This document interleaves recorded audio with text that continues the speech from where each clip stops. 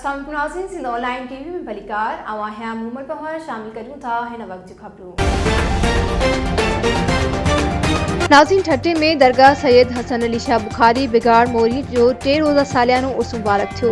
Sindh online TV ठट्टे Sujawal जे bureau chief दरिया खान खुश्क मौजूद ठट्टे समेत सॼी सिंध मां आयल पांझेड़नि वॾे अंग में शिरकत कई। जॾहिं त मलाखड़े में सिंध जे मशहूर मुल्ह पहलवाननि शिकारपुर मां फिदा हुसैन मल्हा, मुबारक मल्हा, किशमोर मां कुर्बान अली मल्हा, नवाब शाह मां सिकंदर बिरोही, सालू शीदी, बलोचिस्तानी सैयद जुल्फकार अली शाह, गुलाम नबी शीदी, खान बहादुर शोरो, वकार शोरो, वाहिद खेरो, लाला रहीम पठान, गुलाम बलोच, सदाम उर्फ ट्रैक्टर शीदी समेत वॾे अंग में मुल्ह पहलवाननि ज़ोर आज़माई कई।